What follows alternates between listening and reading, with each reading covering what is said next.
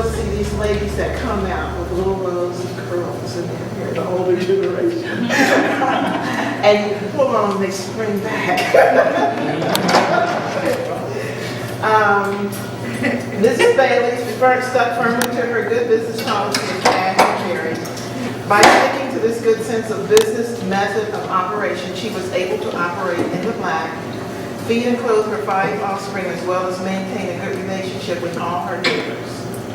She was dependable, courteous, and considerate, and she was a good hairdresser. When she retired, many of her old customers solicited her to do their hair just one more time. Yes. There's her curling eyes. Oh, yeah. Actually, that's not. She said that's not her. That's not. That's her. She had older ones, older than I was there. Yeah, these really aren't hers. I don't know where we got those, but those aren't hers. Yeah. Everybody remember the hair wrap? Come out smelling like hair wrap. The lover's mange. Lover's mange. If you had a scalp condition. That was the tenor one and all that stuff. I don't know what this was. They updated it and got a floral fragrance now. You know, so this is some of the stuff that, well, items, yeah. Okay?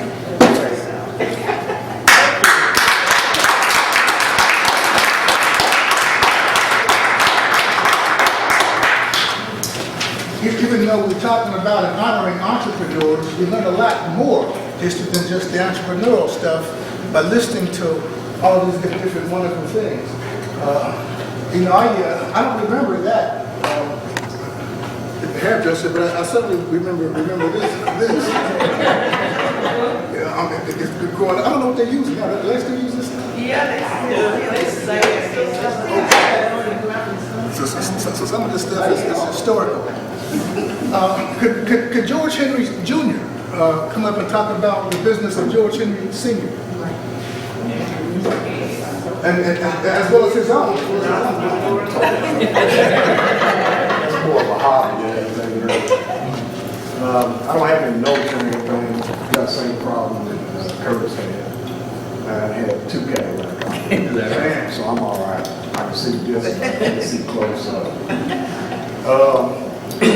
I had to talk to Lee this morning because some of the things that my father, when he started his business, I kind of forgot. I kind of got away from him a little bit. When we was talking this morning, he started out with 10 customers down in Lower Park, US. He was in the waste collection business, and at the time, we had 1 truck. I can't remember what year it was, but it was a green truck. I do remember that. And we had Blue Edge and Rossburg. And I think he got his start with a person by the name of Mr. King. He lived in the lower part of Blue Edge. I think it's just down below where the YMCA is now. You know. And later on, he spread out to Pisgah, Westchester, and Mason. And back then, I think we had just a little bit of competition. It actually wasn't really wrong. Guys were white now, we had kind of a rough time as far as business-wise and place to dump out. And kind of excuse me a little bit. I'm a little bit nervous. This is something I'm not used to talking before. It's recording anyway. Anyway, later on, I guess after the business we got really started, he spread it out to where he was moving. He had a contract with welfare, county welfare department. We also with Sycamore School District and Deer Park, and I think it was another school. I can't think of the name of it. And what we used to do on Mondays, Wednesdays, and Saturdays, we delivered food to different schools. Then we did moving, and the major part of the business was waste collection. And I think in the last part of the 50s, we had to change the trucks and go to garbage packers. My father had 2 Packers, and when he sold the business, he had a total of 4 trucks, 2 dump trucks, and a garbage packer. He also used to do hay rides. And we used to be able to convert the trucks, which were state head trucks. And we used to take them to Davy Park, Middletown. There was a swimming pool up there. We used to take churches to the picnics up there in Middletown. And that's about it. I'm not going to talk about myself.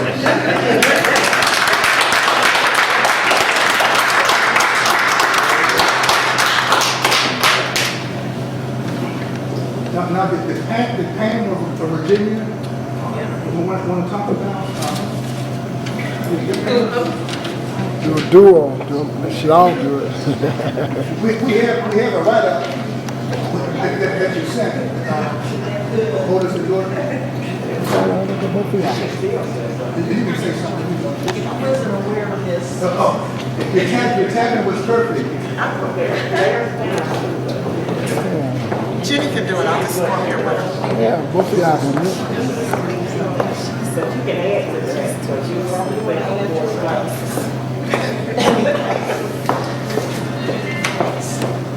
Hi, everybody.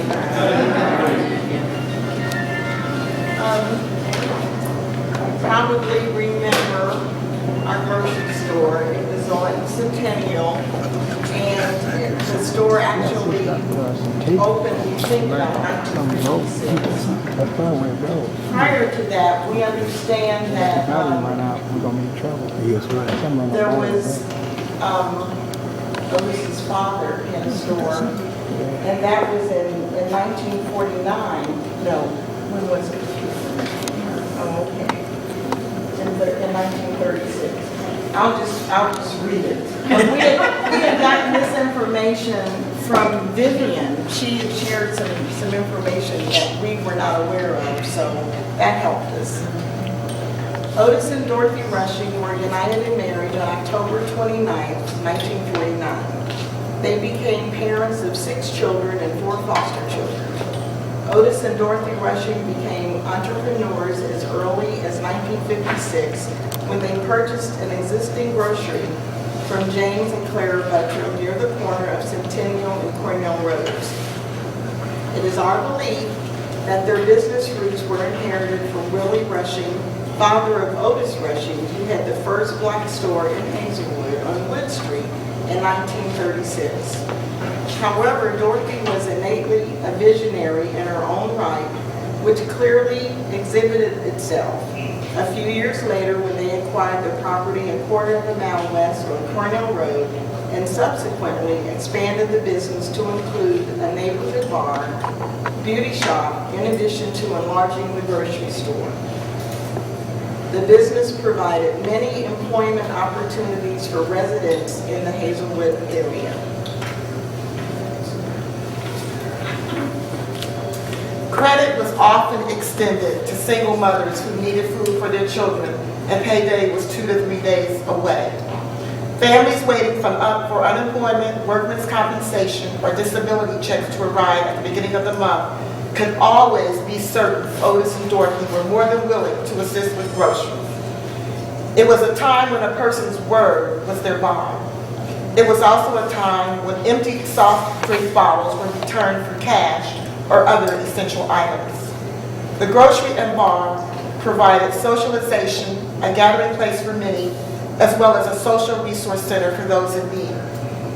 Approximately 1979, the business was closed due to family illness and subsequently sold. And I can always remember our home being the hangout. My father was a great barbecue maker, I'll tell you. And he actually sold the barbecue in the store. On the weekends, everybody would be in the yard, and he was the neighborhood DJ. And he would have his lights strung up, and we all be in the backyard dancing. And he too had a huge truck and would take everybody on a hayride. I can remember going to the skating rink in Dayton or Middletown. So we kind of thought that our parents were, we were like the gathering place for the neighborhood teenagers during that time. I guess he made sure we kept his eyes on where we all were. But I do remember he loved music and played that music every weekend. We'd have something going in the yard. And you could dance too. Yeah.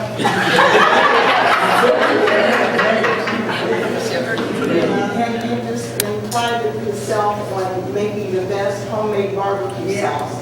He would never give anyone his recipe, so none of us know that to this day. And also homemade wine. He did make the homemade wine. I can remember those days as well.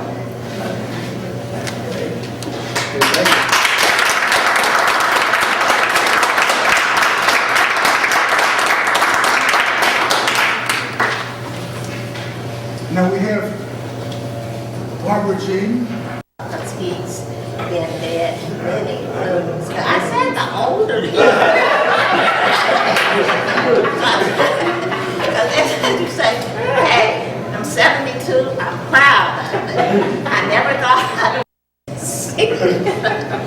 Anyway, now, my parents operated a grocery and a gas pump for many years at the corner of Cornell Road and Centennial Avenue, later selling the business to Magdalene Arnold. That was my mother's sister. They built a home at 11187 Centennial Avenue with living quarters upstairs and an area on the lower level where they operated a grocery and a carry-out pony cab. My mother ran the business, leaving time for my father to operate his dump truck, doing contract hauling for Premium Coal Company. He later went into the side business with Marion Butler. He and his friend, Robert Giles, undertook a business venture and constructed a building on Florence Avenue, which they later sold to Conrad Bradford. And later, George Giles and Leonard Ingram went into, I guess they bought it from him, and they went into business. Now where am I at? Who opened a building as a pool hall, okay. And rented the business to Leonard Ingram and George Giles, who operated a juke joint called the Rocket 88. The grocery and pony cab was sold to Otis and Dorothy Rushing. My mother operated Buttram's Gingerbread House, doing ceramics, repairing Tiffany shades, bending glass. She became known as the lamp lady, repairing antique lamps, also selling at Washington Courthouse Flea Market. My brother James Buttram worked with her. She also advertised in the Yellow Pages. And two of her grandchildren inherited her entrepreneurial spirit. Her grandson Michael, who does blue-dot insulation, and Michelle in the real estate business. And I want you to know that my mother made a Tiffany shade, and it was on display at the antique show at the Cincinnati Garden. In Cincinnati. No, downtown. Museum. And anyway, I called her up and I said, Mother, you'll never believe what's down here. And she came down there, her and my brother. And that man had a fit. You could not tell that shade from an original Tiffany shade. That's how good she was. I want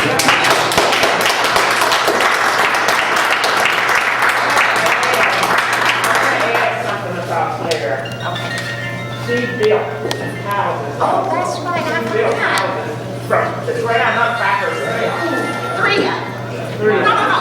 1, 2, 3. There are three houses. No, she built 4. She built the 2 on Four of them. Corrine. She built, she bought Home Whitehead, and the one on Idell. She built 4 houses. This one was not there.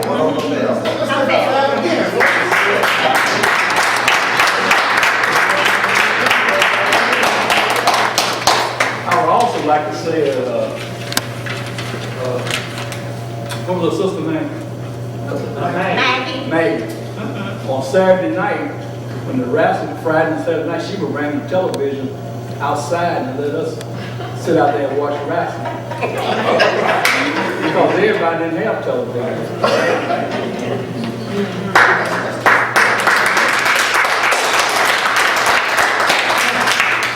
One more thing I want to say.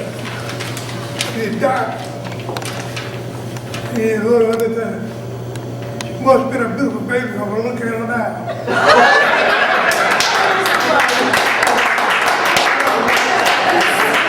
Well, I got married. I'm going to ride on a little buggy. You a little buggy? Up the street, you know.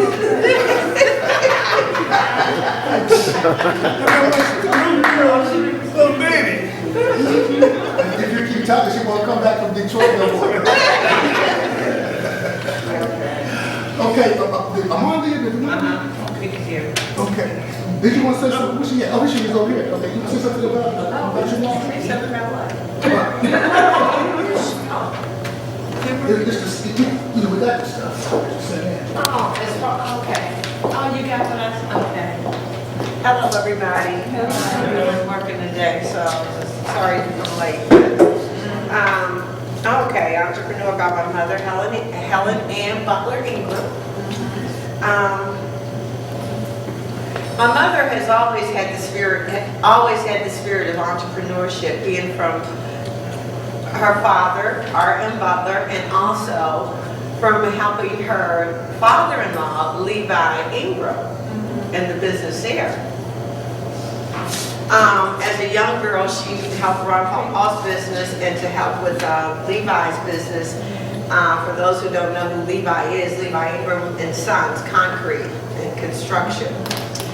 At a young age, Mom has always had the zeal and the personality to serve people and to be with people. So as a young girl, she got excited and she ventured out of Hazelwood and started to sing with the gospel messengers, and then she started doing cosmetics, and she landed a very good position with Floyd Roberts Cosmetics down in Shillitoes, which is now Lazarus. And that she started cutting and designing wigs on people, and that inspired her to open her salon as an entrepreneur. It was always her dream, watching Papa and Levi all those years. So she got the desire to open her salon in 1981 as a family. We became incorporated, the Ingrams, that's my sister, my brother, William, Bill, and myself, my mom, and my dad. We purchased a building on California Avenue and Mom drew in, I guess you could describe them as single women, single moms who wanted to work in the beauty business. So she drew them in and she would grow them up in that business to become more entrepreneurs. Number one, to purchase their own building and to own their business. She started that in 1981-82. They did a big write-up on us in the Inquirer in 1982 when we opened the business as an entrepreneur in the first black full-service salon in Cincinnati, and that was in 1982. The salon Howard Brother Lawnmower Service served the needs of many prominent families in Cincinnati. Mr. Lionel Powell specifically remembers former Reds baseball player Ted Klazuski, Big Clue, having been one of their clients. Business boomed. Howard Brothers Lawnmower Service opened up job opportunities for residents and friends that needed extra funds. Lionel retired in the late 1970s. Dale officially retired in the late 80s, but continued to do small jobs until his health failed. So that's my brother's there. And then Ken, who's here, says Ken Power, son of Lionel and Catherine Power, was born and raised in Hazelwood, Ohio. After graduating from Sycamore High School, Ken worked for many years at the Kroger candy plant on Kemper Road in Springdale. When laid off from the candy plant, Ken acquired employment at Steelcraft, which at the time was located across from the Blue Ash Airport. He later transferred to the plant on Blue Ash Road where he's been for many years. Over 20 years ago, Ken started his business, Powerhouse Landscaping, which he does in his off hours. He does tree cutting, lawn maintenance, gutter cleaning, driveway sealing, light hauling, and snow removal. Ken is not afraid of hard work. His dad, Lionel Power, worked with him until retired a number of years ago. Ken is known for his quality work and reasonable rates. He can be reached at 513-825-7530. That's good entrepreneur experience, is that right, folks? Okay, and then Miss Louise Hardy is here. And then these are some people who were members of her club.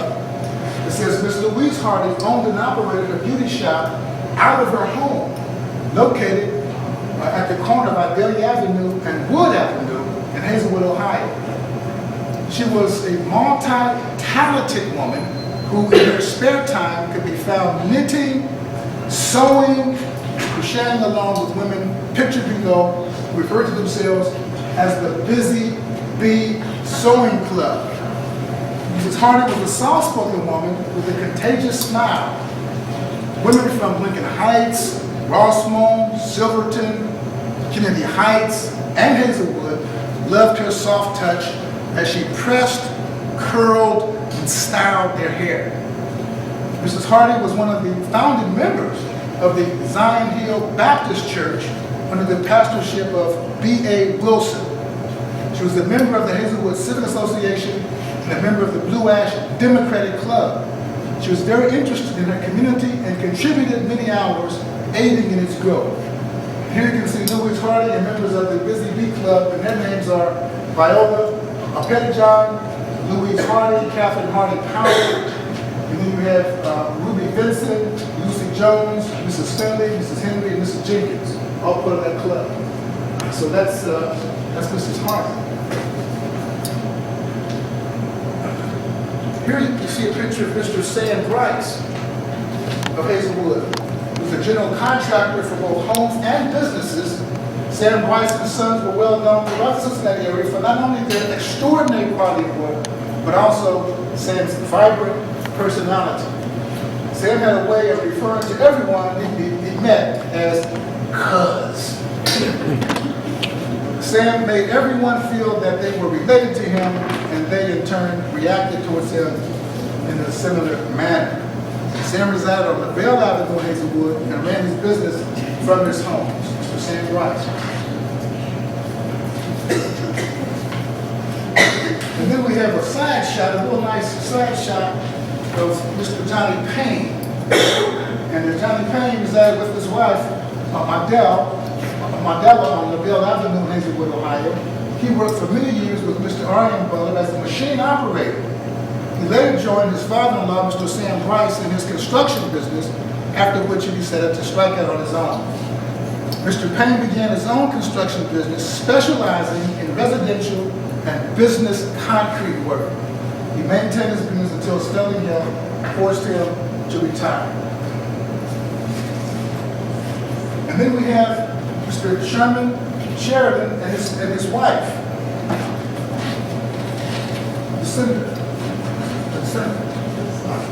Sherman Von Sheridan wore many hats. His first business venture was known as Von's Auto Garage. Von had previously worked for Greenlee Garage located in St. Bernard.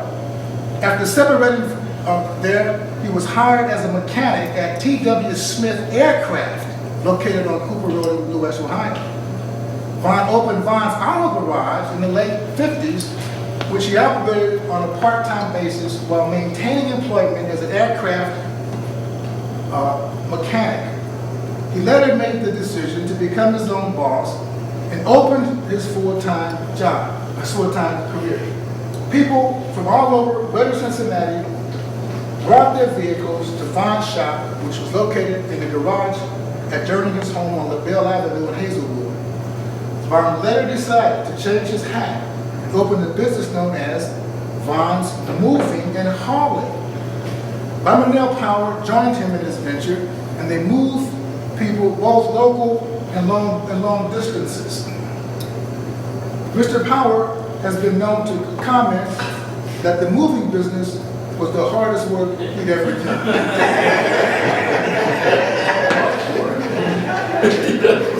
but it was good for him. He still had it. Along with the moving business, Mr. Sheridan and Mr. Power expanded this venture into include the lawn and cleanup service.